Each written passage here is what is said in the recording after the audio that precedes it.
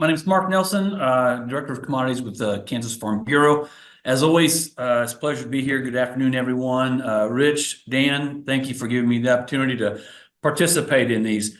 So we'll just kind of jump to it. The first slide I've got up here is one you may have seen if you've ever heard us talk before. That's CME Group December Corn Futures. It's a seasonal index. And basically, this is the reason why we argue that it's important to consider pre-harvest marketing and pre-harvest marketing plan development, because there are opportunities when we'll see prices higher than what we might see at harvest. Right at harvest time, we'll see prices 2 and down to as much as 3% here in Kansas, at least, below the season's average, or that December futures contract average. And there's time opportunities there in April, May, June, July, where historically we'll see prices 2 and 3 and even 4% higher. So these are the reasons. Now, and I've also got down there on their timing and tools, because those are probably the two biggest things that impact your marketing and especially your marketing decisions, right? When are we going to implement these decisions? And that's kind of what I want to hit on a little bit today is, when, how, what are some of the cues we should be looking at? And then obviously the tools you want to use are incredibly important. But obviously there's a lot of other things out there. Your price outlook, so we'll be hearing from Dan here in a minute. Your storage opportunities. Can I store? Can I not store? What are my local markets? Do I have a feed yard? Am I working with an ethanol plant that has a better basis? But there's other things too, right? Production, cost, basis, transportation, quality. All these things have got to come together in your marketing plan, and they all impact your decisions. And so that's what that marketing plan is all about. That's where we pull all of this together to try to make some sense. And you've seen this before too. To be effective, a marketing plan has got to include pricing increments, essentially how much I want to price each time, pricing targets, the price or the profit you're going to sell at, and then date targets. So we're going to hit on all those things a little bit today. These items, coupled with the tools, right, you select to price or sell with, can guide your decisions, lead to action, help take the emotion out of marketing. And that's very important. Am I only going to use, say, forward cash contracts, or am I willing to use futures and options? And some of these things have a bit more flexibility. So please keep all those things in mind. Here is one I've shown probably way early in the year, February, March. Haven't seen it lately, but this is the pre-harvest 2024 feed grain plan, so corn, milo, that basically we kind of put together, and we put it together to begin January 1. And at that time, December futures were $4.98. And we said, okay, we're going to buy crop insurance to protect production risk. Then we're going to maximize price on bushels sold. We had 4 pricing increments, right? We want to price 20% at $5.65 December futures. And we want to do that by June 1. Now, again, you look at that and you say, okay, well, futures on January 1 were $4.98. We had a very aggressive target. We wanted to price, we were going to wait till we saw December futures at $5.65 before we took that action.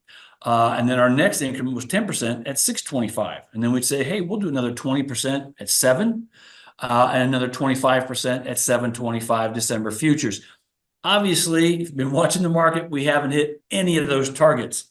Now, the other thing we did do, though, is we had date targets, June 1 and July 20 for 20 and 10% of production. So again, what this plan was developed to do was, at a minimum, we want to be 30% priced going into harvest. And I think this brings in a point, I'll kind of hit on it later too. But when we think about how much do we want to price, some folks we had a question, somebody said, hey, what do I do with the other, I think 74% of my unpriced corn? Well, how much do you want to have priced before you go into harvest? If it's 100, then we're making decisions for that other 74. And so, it's always kind of a relative thing, because every farmer's marketing plan is going to be a little bit different. I want to hit on this too. I call this the poor 4, right? We shared earlier that seasonal index, the last 15 years of December corn futures. Well, there were 4 years in particular, 2009, 2020, 2013, and last year, 2023, where prices never hardly got above what they were on January 1. Okay. And so essentially those 4 years, we basically saw prices trend sideways to down all the way from January 1 all the way to harvest. So I call these poor years. Now, the vertical axis is always in hundreds. That's not $350. That's 350 cents. So $3.50, $4, $4.50 corn, etc. That's how I get my data. But again, the conclusions I pull from this are three. One, in poor years, prices trend lower throughout pre-harvest. Two, rallies back to January 1 levels are few and short-lived, right? You know, back in 2023, we had that period where we did get above, right here. We also saw opportunities in other years where we saw kind of a rally, got close to it. Here in 2013, again, we kind of had a little bit of a rally before we kept going down. The other thing I want to kind of point out is that uptrends into harvest aren't uncommon. Okay, I'm not going to say they are common per se, but there's been years where, you know, we bottomed out here in August and we kind of trended a little higher and actually adding about 50 cents from August up into November. These analogous years doesn't mean that's what we're going to see this year, but I did want to take this trip back to the past to kind of say, hey, these are patterns that we've seen. Okay, so here's where we are this year. Obviously, the trend is down. What we've done so far in my little sample plan is we did get 10% priced May 14th. We did that at 491 futures. I wish we'd have done more. But at that point in time, I was waiting, you know, I had a minimum price of $5. I didn't want to price anything lower than $5 futures. Now, again, the last couple of times we've had our webinars, we've talked about the fact that, you know, at some point in time, sometimes we do need to make that decision. Do I just look at trying to cover my direct costs?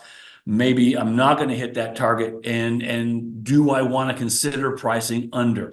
Now, back in May, when we made that decision, the goal was to do 10%. Now, I wanted to do 20% in my first increment.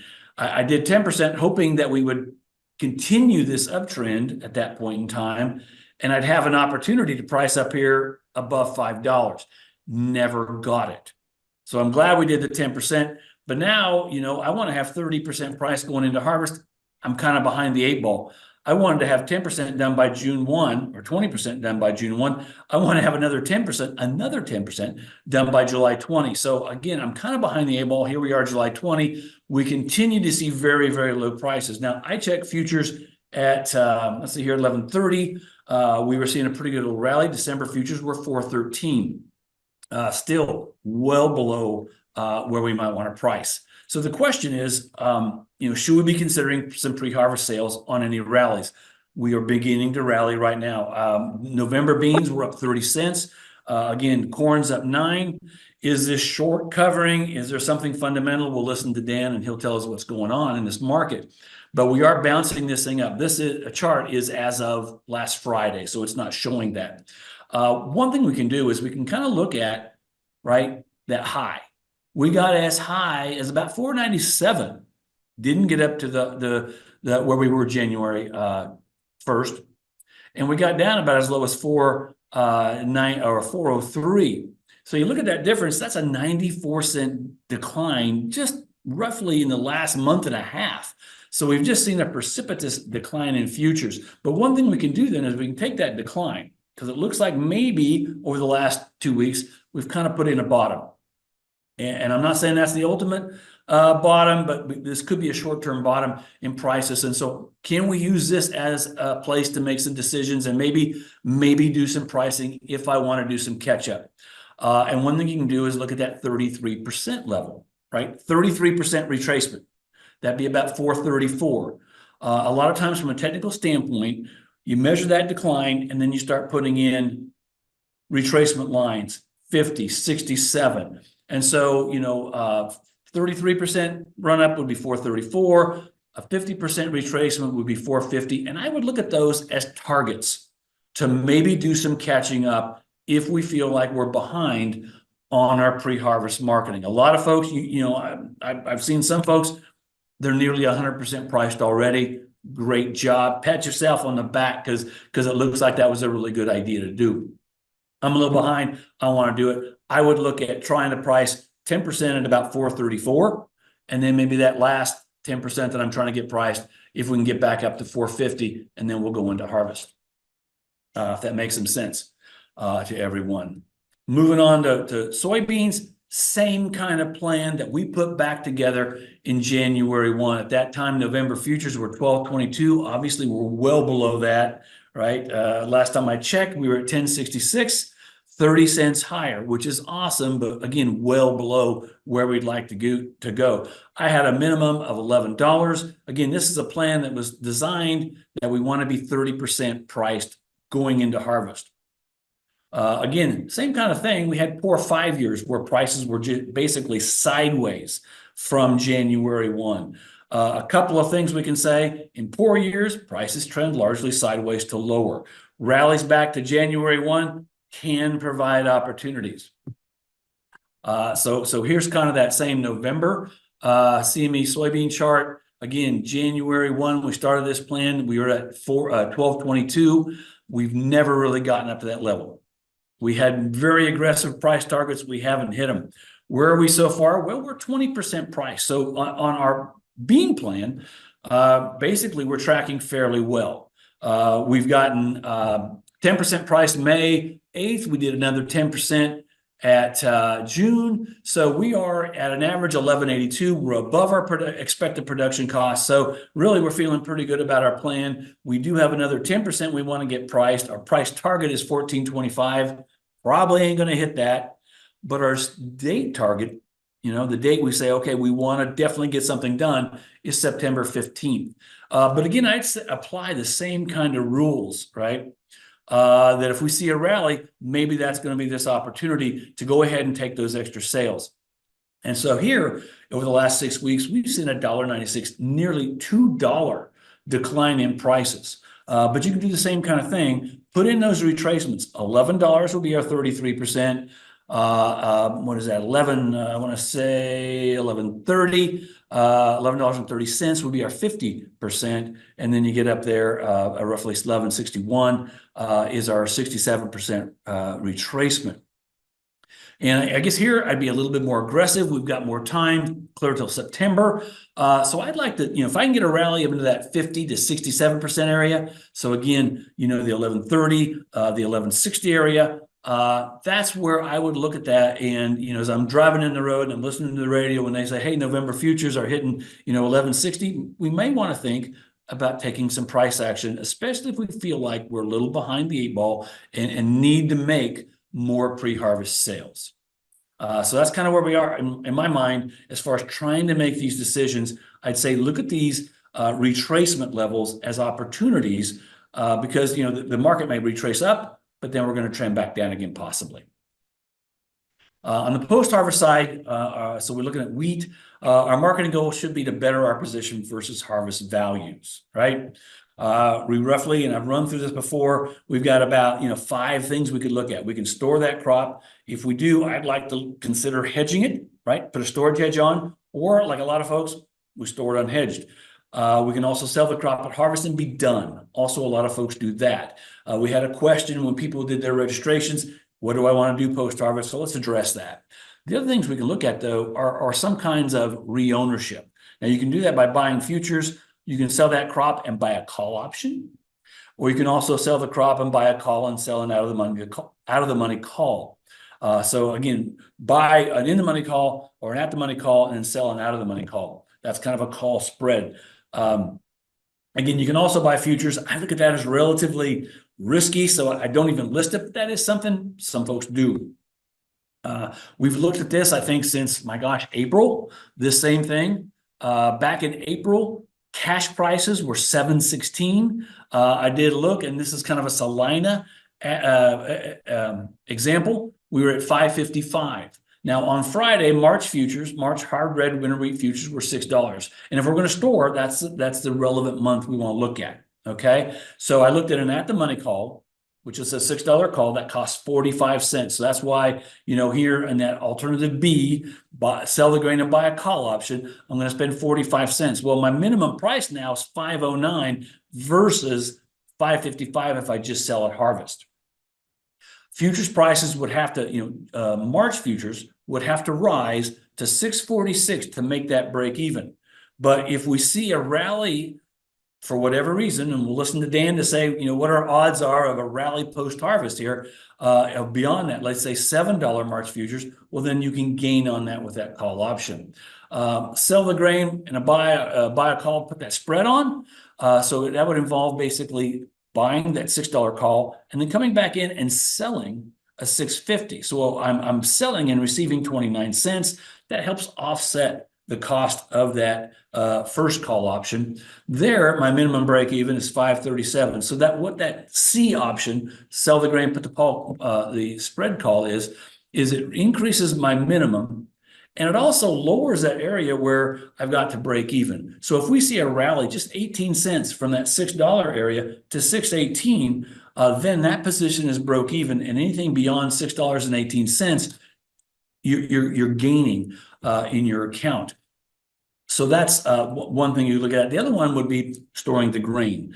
Now, what I've got here is an example of on-farm storage. Now, and we're taking it into the third week of January. So, looking at maybe January 17th. Again, this is the Salina, Kansas average. At that time, typically expected basis with March futures is 20 cents under. I've got interest expense at roughly 5%. So on the value at 555, that's about 13 cents, right? 12.7 cents. Also, I'm using a one-time 1% shrink and a 5-cent in and out, which makes sort of that on-farm storage cost another 10 cents, a little over, almost 11. So I've got a total of roughly 23 cents in storage cost to get me into that January 17 period. So when you run the math on that, that says, well, if I put a storage hedge on, right, I'd have an expected price of 555, which is essentially break even. If I don't have on-farm storage and I'm putting this in the elevator, I ran the numbers on that. If we look at 6 cents a month storage cost plus my interest, it projects out to a 17-cent loss versus. So I'm not a big fan of storage this year. I don't think that the carries are in the market. I don't think there's very many opportunities. So personally, the one I'm looking at maybe is just sell the grain and put that spread on. And again, just roughly, here's kind of that textbook issue. A call spread is a retained ownership position with limited upside potential. It involves selling that grain at the elevator, get done with it, get it out of storage, be done. And then what you do, though, is you benefit from market rallies in the futures market. Now, the call spread involves buying a call and at the money and selling another call at a different, greater strike price, but with the same expiration and underlying contract. And you're doing this at a predetermined profit or date target. At that point, once you hit that, you exit both call options. This strategy establishes a higher floor than other minimum price alternatives, and it also establishes a ceiling because depending on that out-of-the-money call, at that point, that's as high as your profits go. So if we continue to see that market go higher, you're not going to gain from that. So we're trying to grab a small rally. Okay, so as we went, back in June, we said we're going to do this. And so we implemented this position June 28th. At that point in time, March futures were 616 and 3/4. That call, the original at the money call, was 49 cents. We turned around and then bought an out of the money call, which was 670. So we went 50 cents higher. That we sold that for 33.5 cents. So if you run the math on that, that's a 16-cent difference. I spent 49.5, but I got back 33.5. That's a net of 16. I have implementation position is a negative 18 cents because I'm adding in a penny in commissions for my first call and also the second call. So where were we last Friday? Well, I could exit that position, right? I could have got out. We didn't yet. On last Friday. At that point in time, the initial call was the 620 call was at 37 and 3/4 cents, which means I could get out of that and only lose roughly 12 cents. I'd have to buy the other one back. I could buy it back at 24.25. So I'd still have a gain of 9.25. You net all that out, that position currently last Friday was at a negative 4 cents. So again, the plan is sell all uncontracted bushels at harvest. We do that, implement a March call spread on 50% of production. My profit target is 20 to 25 cents. If we can get it to where that position is ahead 20 or 25 cents, I say you grab that, close out, move on. And either way, we have a date target of January 20 or 31 that we're going to get out of these positions and again close out this position. So that would kind of wrap up sort of these decisions and implementation. I want to appreciate everyone, your time. And at this point then, Dan, I'll turn this thing over to you. There's since we talked last, the weather has turned out to be very supportive for crop development on a weekly basis. The crop ratings have been positive, have been very positive, and put us in a position where as people take those ratings, plug those numbers into yield models, we're coming in at USDA trendline estimates. Again, 181 bushel for corn, and 52 bushel per acre for soybeans. Also, we had well, in the most recent WASDE report on July the 12th, we ended up and had I think all categories. I believe every category of wheat production numbers came in higher than pre-report expectations. So that, of course, came into the balance sheet and brought in higher estimates of ending stocks. So we're in a situation where the markets, as Mark had talked about, they've been pretty bearish. And let's see here. So I wanted to take a look at a little bit of overview to see what the position of both the futures and of traders are, to kind of set the stage so we can understand. If we can understand the current situation we're in, it might help us to have a better picture of what's likely to play out going forward, and the risks and the opportunities. So here you got the corn number, corn chart, and see the this is the monthly corn futures going back to 2006. You can see there in fall 2006, major ethanol policy change, a big jump up to above $3. And here we're trading as of Friday's. Well, it's numbers available on this chart as of this morning. For the month, about $4.11 3/4. Not far off of where diesel is trading. I have another screen here about 413 and a half as we talk.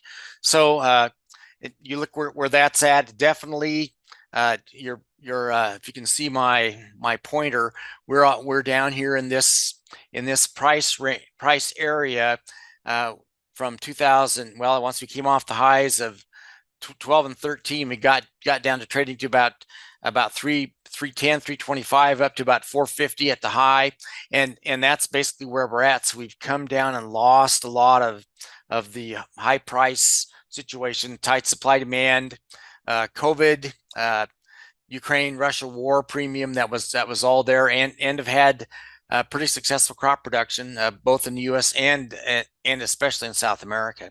So we're in a situation where we've lost our prices have certainly come down, and for corn, again, you can see the for the this would be the overall net position of traders for the corn market. You can see over here that we've set for managed money specs. When you balance out their long positions, those that are in buy positions to benefit if the market goes up, versus sell positions to benefit if the market goes down, we're at as far as I can see, going back to 2016, a record bearish, record negative net position for traders. And it's kind of a I would note these time frames, they sort of go in waves and glops and chunks in that we tend to go up and down based on news. Well, in the last several weeks, we've kind of piled on to the place where in terms of millions of bushels, we have 1.2 almost 1.8 billion bushels of short positions, and are wondering where we're going. I would note in the corn market, Mark, that first initial chart that you showed did show that on a seasonal basis that markets have a tendency over the last 15 years to basically declare, hey, I'm not going to worry about the size of the crop anymore, and to have a sharp drop coming into the July timeframe. Well, it seems that we're in a classic mode of that, and if anything, more than usual. This is also for corn, and note we're not. Whereas the net positions are record low, the the actual short positions are near records. The near actual record happened spring of 2019, April May timeframe. We've been approaching that. We approached it once before in April, came back down again, and as you can see, as these sell positions have grown based on really no news coming in to change the attitude of traders. You can see, you go up here and see the weekly closes of corn futures, the lead contracts, and yeah, they've followed suit. 408 a little bit ago, there was the position I've got of on this. These are basically on this has been the 16th on Tuesday. We have another one tomorrow on the 23rd, 396. So we've as basically the sell positions for managed money for the specs have turned enthusiastically bearish. Then of course that's impacted the futures. Mark, I think you had a comment. It wondered about, well, so we have all these negative positions. When going forward, when do people have to start? What limits that? Well, for corn, of course, we're in July. July contract's done. We'll go through August. The next contract closing time frame would be basically the very end of August, in first couple of weeks of September for the September contract. So that's the next forced short covering situation for all these negatives. But there's more to look at. So we'll keep going forward on all that. For soybeans, pretty similar situation. In fact, they followed almost to a T in terms of their pattern. So here you have on for the soybean monthly contract closed at 1065. You can see the ranges that we've been in. We've certainly been lower than this. This is $10 here, $5 here, so it's about 750. 750 towards 8 would be these lows in here. So we're at 1065 now. And again, similar to corn, have seen a lot of the impact of, again, COVID, Ukraine, Russia war, crop problems in South America, all coming into play, leading to higher prices. Demand from China, certainly a key issue, and so now we've come down and traded 1065. You have a little bit of about 20 cents higher. Well, the August contract up 17 and a half, the September contract up about 23, 24, November up about 28, and 27, 28 going on out. I would say that in reading respected market commentators, some folks off of DTN, others, and when you look at the charts, these are if we believe in markets being either overbought or oversold, these are massively oversold markets, and it brings about the question of how long can they endure in that mode. If they've turned sideways, and then at least there's pause. You see the market not continuing to sell off hard like it was. And here we've got again the net situation. This is hard. These are soybean futures. Again, you got the negative and the positive. Well, the short sell positions. Let's make sure I've got the right thing here. Rich, again, I always wonder how to hide that little bar on the top of that. But anyway, move up on it and I I don't have. I can't tell you exactly what it is. Okay. It should let you We'll, go ahead we'll, and hide it. yeah, we'll go forth here and figure out how to do that. Okay. Anyway, point is that so you've got the net. This is the net position for soybeans. It it it is a record. Let me just make sure I've got the right thing here. Okay. Right. Okay. Yes. So this is the net sales are a record negative, record short, 916 million bushels. That's more so than happened back in 2019, and you can see that we are at a record short on soybean sales. I think the large crop, even with some damage, and even that might change further, you still have differences in soybean crop size between the USDA and in country Brazil, but I guess that's going to endure until somehow they have to converge and reconcile. Anyway, the market's trading off of that number right now, and you can see a record bearish position now for soybean futures. And again, same now we do have so we're in July. Now we're going to enter the July contract for soybeans. Going to enter its delivery period here last day or so of July, and then first 2 weeks of August. So there'll have to be some short covering to buy back out of those positions and perhaps roll back into August. But the thing I noticed, especially on soybeans, is the duration of these types of positions. They don't tend to hang around a long time. So, Mark, we talk about rallies that might happen. I think you've almost got a skittishness factor of being so heavily short sold that how long do traders want to stay in that? So anyway, we're at record levels. We look at those patterns. They don't tend to stay around very long. And so I guess just the technical aspects of handling money, if you're one of these traders, likely comes into play. How long are you willing to endure and just hold that position? Well, I'm not sure, but the last 2 weeks they've all piled on, and we'll see what happens in the coming weeks. For wheat, pretty similar, not quite the same, little different pattern. Did you see the hard red winter wheat futures, 572 and 3/4 for where we're trading at here in the on this monthly chart, and that's again, as I look at where we're at right now, we're at about 567 and 3/4, down about two or so for the September contract. So again, all that run up, a lot of that Ukraine premium that I would call, I would think of that primarily Ukraine versus Russia, and you'd see the markets come back down, hop back up. I think all that much more. This market is my own opinion. This market has the potential for a more international impact upon it.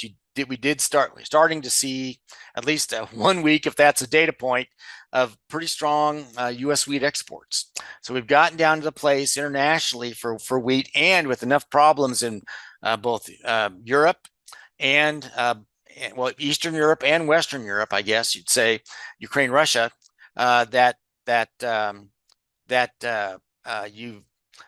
we likely to have to force business to come to the U.S. eventually, even with our dollar barriers and all that stuff. So you come in and you look at the net position. We're not at record levels. We're at important levels, 247 million bushels net short. We had been worse than that in 2019, almost 300. Come in and see where we're at in terms of sell positions. Pretty strong, 465 we'd gotten down to at the most bearish, 586 back in 2019. So without question, you've got almost 45, I think that's about a 45-degree angle going down on prices for a hard red winter wheat, and you've seen that the bearishness express itself in terms of sell positions and so that's where we're at. And I would say that so here again, we're in July. The next time a contract goes off, that would force people to have to manage those positions to move into the September contract with, well, that's 45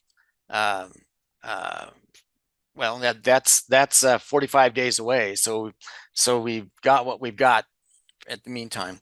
I do want to let's take a look at what's happened for weather and how that impacts the crop conditions. So here when we look at the most recent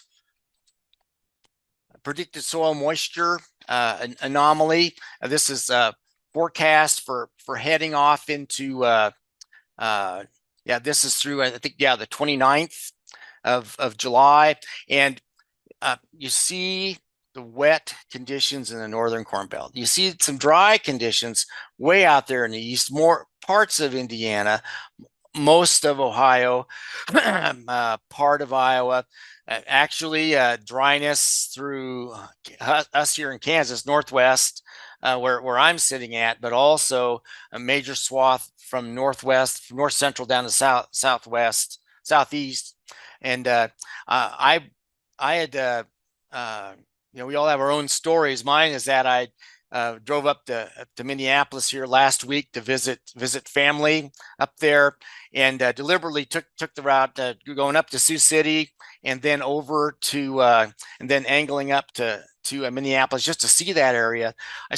I didn't see there wasn't any corn that was dying of drought, but there was a lot of uneven mixed corn, a lot of fields that, there were some fields that looked just stupendous, again, prime Iowa, northern Iowa, southern Minnesota corn, but the majority of it was spotty, was mixed. It was in some cases almost anemic looking.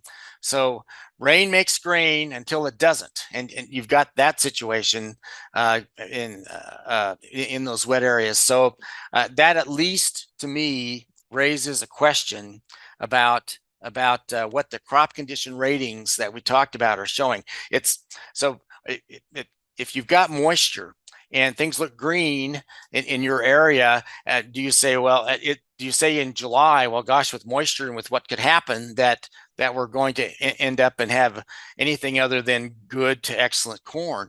Well, it seems that at least there's a question there. Now there's enough moisture that's come in around these areas that it's hard to bet against high yields. 180, 181. My colleague Greg Ivendall put out a crop condition rating based yield projection, projected 181 bushel an acre, for corn, about 52 for soybeans. So again, go by the crop condition reports, things look great, but there's still uncertainty with regard to in those northern areas as to just how all that moisture will affect things, will end up and affect final yields. Just another picture of this. You can see the short-term composite drought index really showing the wetness of those areas, parts of Nebraska, central Nebraska. That way, on the way back, I drove through Norfolk. Yeah, it looks good. That's right up in that area, Norfolk, Columbus. So it is as it is. Since we talked last, there's still a La Nina projection, but it's been diminishing. If anything, so you can see it right there in their synopsis.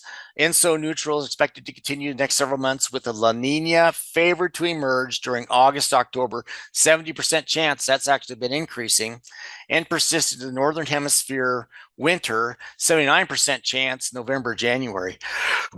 So that if hot, dry weather does come, it's certainly being pushed back. And I noted that when we met last here, this was the projection for soil, for the end of July weather conditions in the Corn Belt, hot, dry.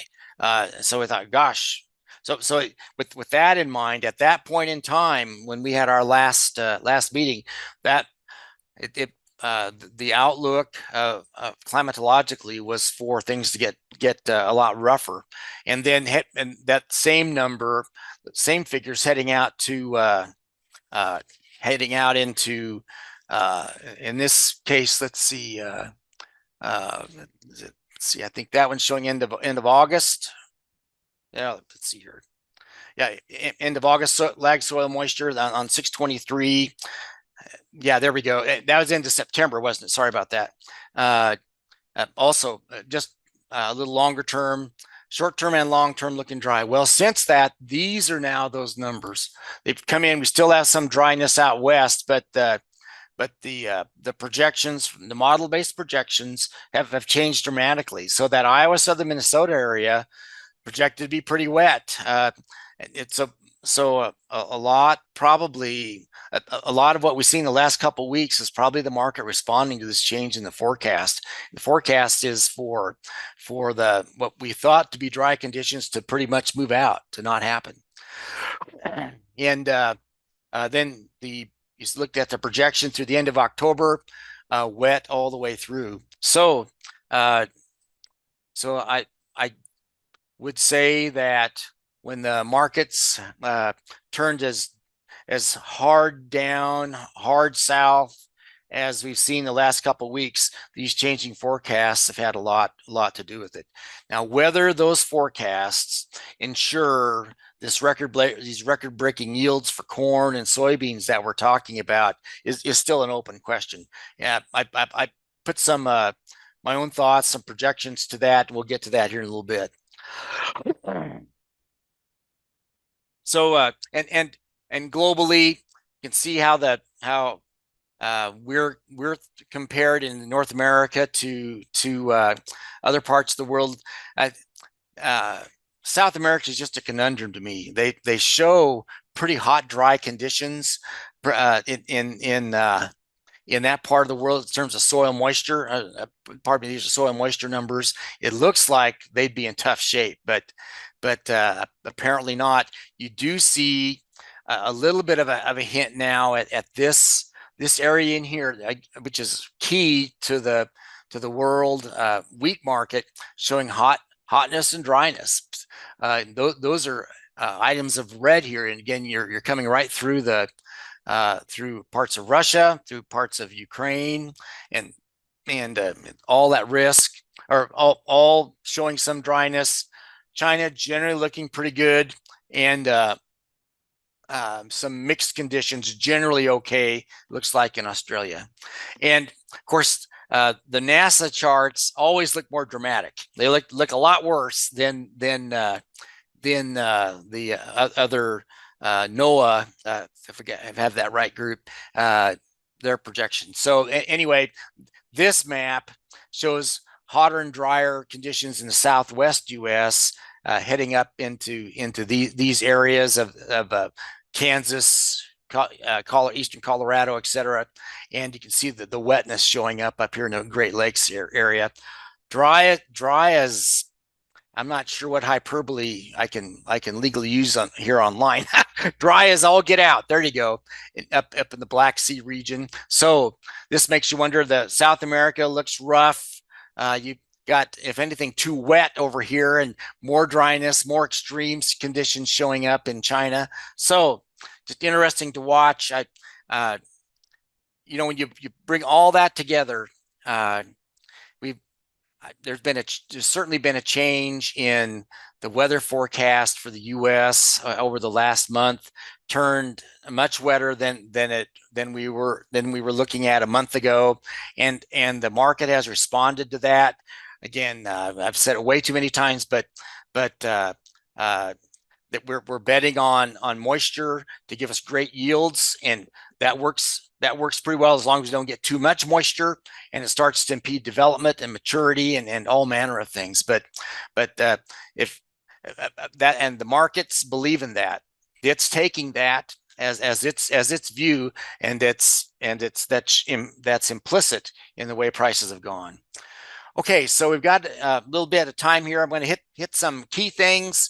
You've got all these charts and some that are hidden, but just to show you the high spots here. This for feed grains, corn.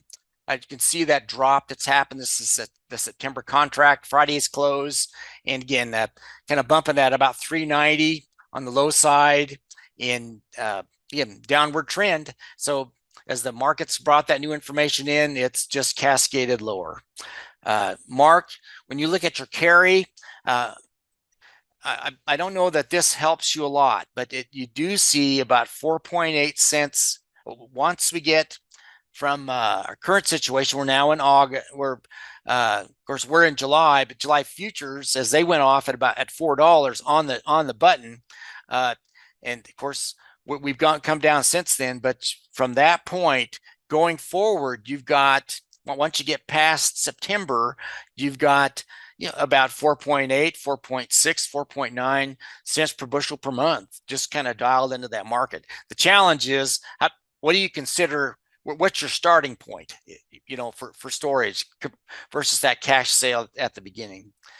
Cash prices, to me, it's interesting that as the futures have fallen off, you do see, especially out here in the West, a return to some pretty healthy basis levels, positive basis for Garden City. So again, futures 394 to 75. This was on Friday, late last night, carrying over basis levels from Friday's closes. Garden City 65 over, Colby 40 over, Hutchinson 40 over. Some at least again. You can see Topeka, Columbus 2024, positive basis in Salina. New crop bids, as is traditionally the case, 20 over for Garden City. So it is as it is. So the basis tends to be compensating a little bit.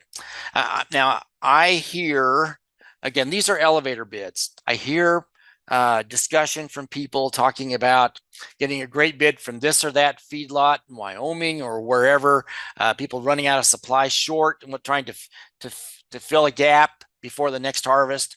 And those basis bids typically, at least what I've heard, 70, 75 over, not far from that Garden City bid. So that's almost a point-to-point estimate that's not widely advertised quite often. So we've seen the reports on corn acreage a little higher than had been expected. Corn yield still projected at 181.5. We were at let's see here, at 177.3 was the record last year, and you can see we haven't been much above that. In 1 year, we've dialed in the expectation. What was just a trend line yield out there, now that's what we're expecting. That is the consensus opinion of the market. 181 bushels an acre, 3.7 higher than we've ever been. Will we get there? I think we're going to learn something this year with regard to our how do we fairly judge yield expectations, and can you get something that's so far out of the norm for a yield? That's at least my question. Crop ratings, you can see the 2024 numbers so far, looking at pretty good. Now, note for a number of these years, we've ended up and have seen sideways. Well, in 2020, we went higher, then fell off. But in most of these years, we go sideways and then level out, as well as as the crop dries out most of the way. You can see the percent good to excellent, pretty strong, and progress silking, just beginning dough in some southern areas, no doubt. So crop looks good. Hard to argue with those types of views. And 15.1 billion bushels as a projection. And my own thoughts would be that, hey, there's at least a 50% chance, given this moisture and the information that's out there, that they're probably right. But that's not 80%. So, and you can see exports for corn hanging in okay. A lot of sales to Mexico. Mexico's our primary buyer. 40% of what we have either shipped or bought ahead this year so far. It's going to Mexico. Some pretty healthy bids here of late. Japan 20% and others coming in later.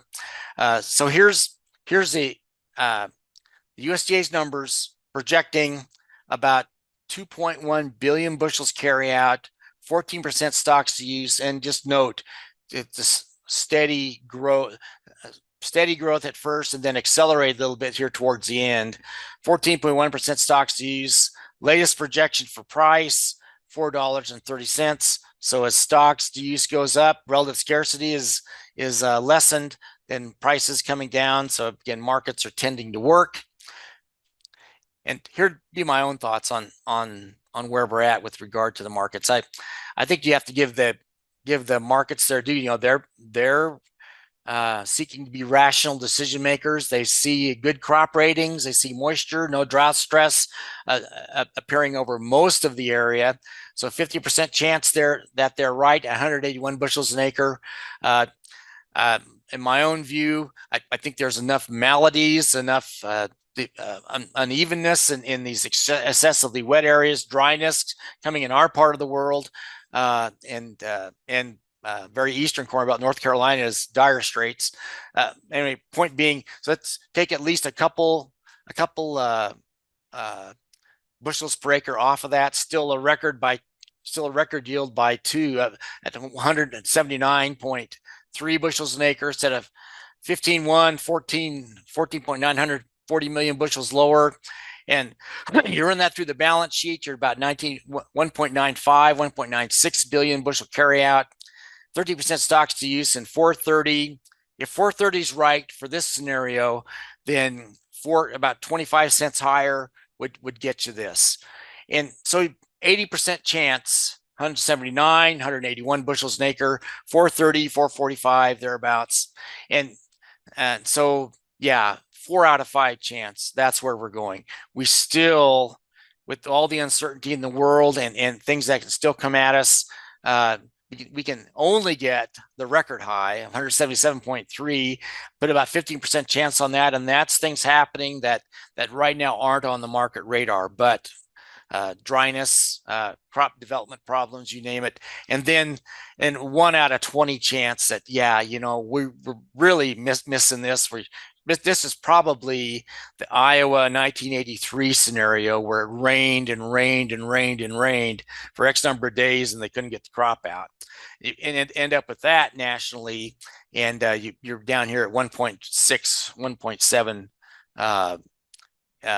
bushels, 1.7 billion bushels carry out, and ending stocks closer to your 10% stocks, you get a $6 situation. So don't come out of here and say, well, that K-State guy said $5 to $6 corn. Well, there's about a 1 out of 5 chance as we sit here in July that problems could happen for the rest of July and especially August, September. That's kind of what we're talking about there.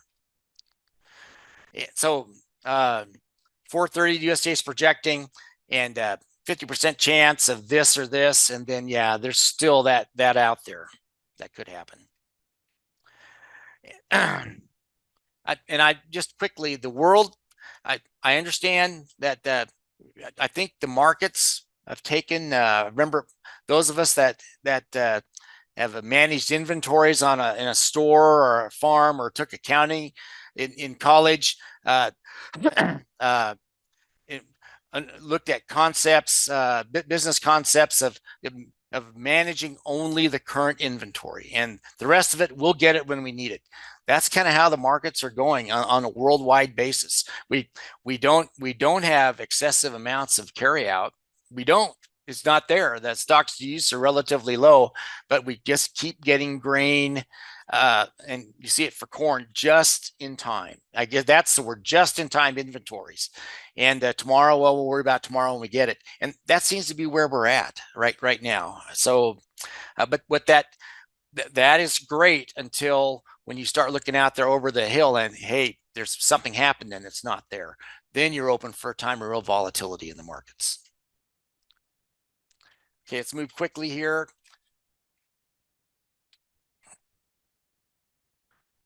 And want to mention for grain sorghum, holding in pretty decently. Lot of prices. We're still seeing some okay exports, but not quite the bloom of exports at this time anyway that we'd seen. A lot that's dependent on China's activity, and you can see pretty decent prices, but a little bit weaker basis on the cash market than for corn. And you see exports doing pretty good, but leveling off more than shooting on to the high side as we've seen in some past years. Let's take a look at wheat. Very similar situation for wheat as with other markets. Let's see. I'm supposed to be a dispassionate, objective economist, but there's no way other to describe this price drop as disheartening. it was a blow to the profitability prospects for Kansas farmers with wheat harvest coming on. It did sort of slow down the fall, sort of slowed down. Then when harvest came, etc., came in. So now we're sitting at about 570. And Mark, similar situation here in terms of carrying charges for wheat storage issues. So again, 5.5, 6 cents from October to D's carry. To March, about 4.3. The challenge is overcoming the losses up front that we've seen. You know, again, 17 cents a month, 34 cents down from at the fall from July futures into where we're at in September. And cash prices, take note that again, we're all around the best cash prices, I guess. Hutchinson 520, 584, 10 cents over, and a couple of really weaker cash. Well, the western third of the state, Southwest 50, 52 under, but then Salina, Topeka, Hutchinson a little bit stronger. So we're waiting for demand pull to show up. So we've seen these numbers of late, and just want to take note of the price situation. So here we're looking at the stocks to use situation from 2023, 24, 25%, and really with the crops in the bin, we have some struggles regarding exports so far, and as the stocks have gone up, coming out again, Ukraine, Russia, COVID back in here, all those affecting things. As the stocks have gone up, you see the fall that's happened. So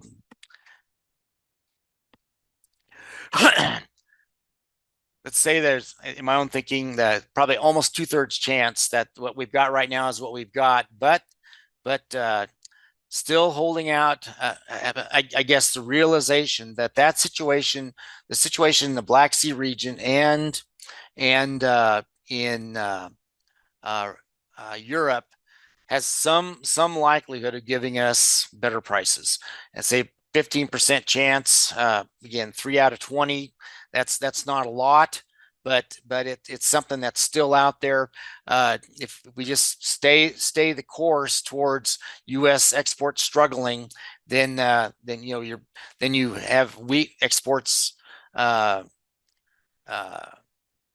yeah, I think I've got my right. 15% chance. Let me say this right. 15% chance. You look at this thing of exports weakening and price from $5.70 to $5. Then 20% of the higher probability. Again, one out of 4 that this situation in the Black Sea region, it ends up short enough that the world has to come to buy some more wheat for us, and that give us stronger prices. Right now, we would view that as a gift, given where we're at this time. Okay, so that's kind of view of where prices might go. So I still think that the wheat market, if what we said about corn and the tightness of stocks holds validity, then the wheat market is all that much more. There's a day out there somewhere where this tightening of world supplies outside of China, will have to be reckoned with when the market looks over the hill for the next set of supplies, which it's confident will come. If they're not coming, then you've got demand pull, more of a panicky situation. But until that comes, it's not, the wheat market is just so. What I want to say this as professionally as possible, but I just wonder how far that away that really is, given the continued tightening of the world wheat market. One of these times so do we tell people in Kansas to plant winter wheat this fall that they haven't been getting a very good price on, but oh yes, that K-State guy says sometime out there it's really going to jump up, that supply demand forces will make it sharply higher. Well, I'm not sure that they'll trust that, but yet that's what I think will happen. Somewhere out here in the next 1 or 2 or 3 years, we'll be so tight in this wheat situation that we'll have to have a run up. But how do you tell people to bank on that? Soybeans, see, as we finish up here for beans, we've, again, very similar pattern for corn, soybeans. Really, all these commodities kind of follow the same pattern of really falling down of late. Of course, the South American harvests for soybeans help encourage that 1097, where we're at now, had got to down to 1075. And current cash bids, the best bids again in Hutchinson area at only 7 under. Everything else a fair amount weaker than that, less weak in Salina and Topeka. New crop bids only one over $10. That's again in that Hutchinson area, but again, you can see the numbers as they are around there. Soybean yield, acres, yield, all in play. You can see the ratings, generally crop doing decently. Are we going to be a 2020 situation where we actually improve ratings, or do we fall in line with what we've tended to see the last several years and see weakness come? We shall see.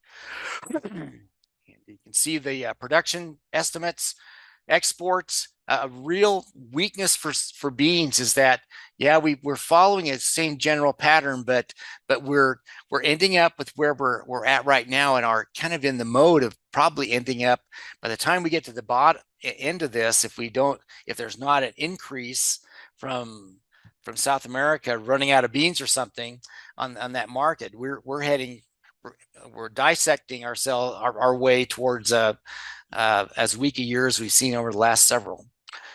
You can see so with that, we've domestic crush been still holding up strong. That's been a real supporter of the oilseed market. 10% stocks to use. The last several years, it moves upward some, and then moving a little bit higher. Add that 10% stocks to use to where we're, again, stocks to use going higher. Decline in price, requisite, again, just less scarce compared to, again, my own thoughts on this, following the same 50-30 situation. 50% chance that the market is looking at what the USDA put out in July, and they believe it. 52 bushels an acre. If because of crop problems, and again, August being really important, either too hot and dry, or too much moisture, whatever, a little bit of weakness off that 52 bushels an acre, you're getting down closer to instead of 4.4 billion bushels, about 100 million less, down to 4.3. Still strong stocks by the time it all works its way out, and you end up at about 7, instead of 9% stock, 10% stocks use, you're at 8.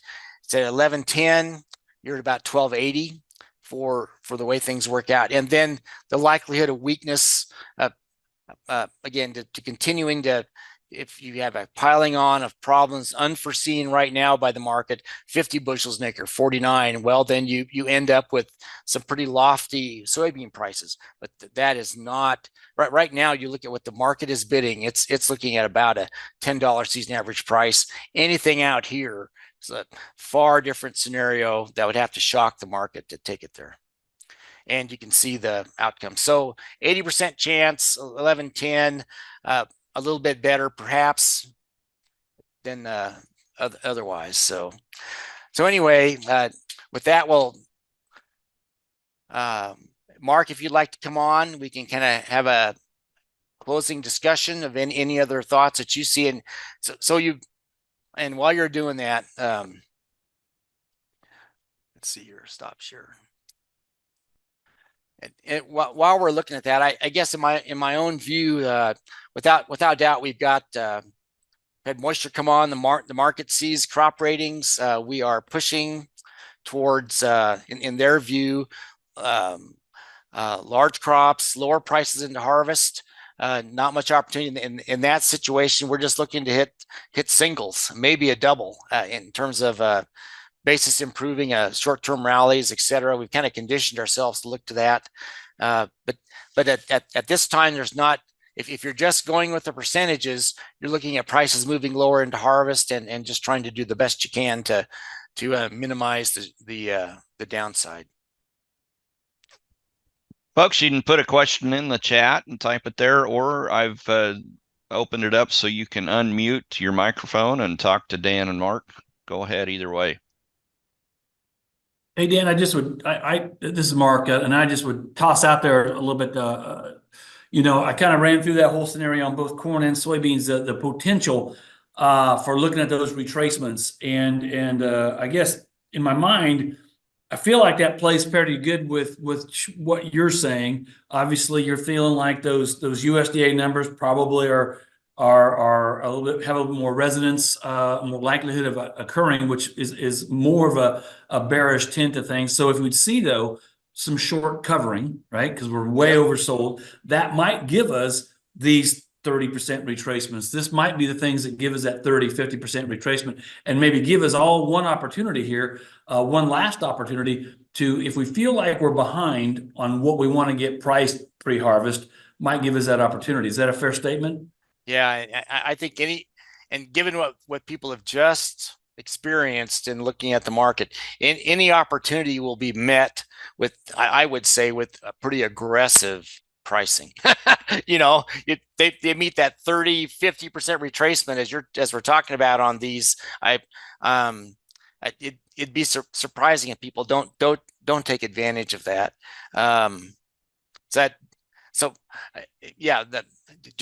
Again, the ins and outs of the market, again, short covering will give us something as these contracts roll through.